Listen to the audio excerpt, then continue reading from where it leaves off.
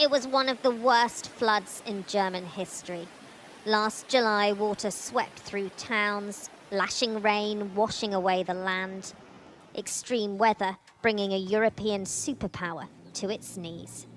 So the water was to the roof? 1 meter higher than this. Wow. A year on, Martin's home is still drying out. He says there was no warning for this.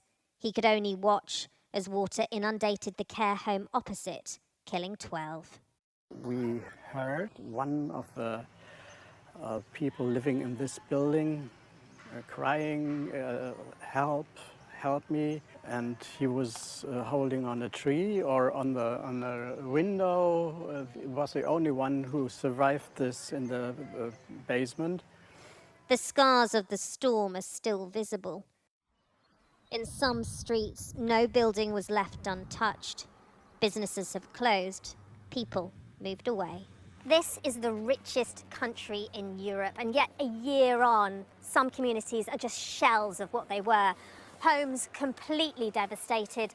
Here, houses utterly destroyed, and people here are petrified of being forgotten and are wondering, will they be protected in the future?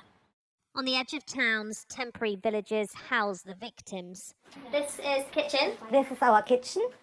Anya and Rainer are living in a container. Their home is still unsafe. Anya's terrified of heavy rain. Alles kaputt, alles zerstört. Die Stadt zerstört, das Zuhause zerstört, alles zerstört. It's still really hard. Mhm. Ja. 30 billion euros of damage done overnight. The local wine industry took a huge hit.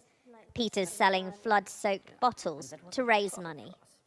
Yeah, I think so. The climate change is a very big problem, and so we must protect us. It was not high water, it was a tsunami. It was a big wave and destroy everything in this valley.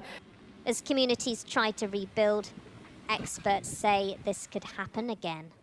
Germany is not prepared at all right now. Such kind of events could happen more often and even more intense because we are just at the beginning of climate change.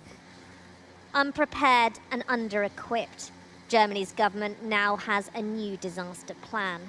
But climate change pushed this country to its limits, and the next test could be even more brutal. Siobhan Robbins, Sky News, Germany.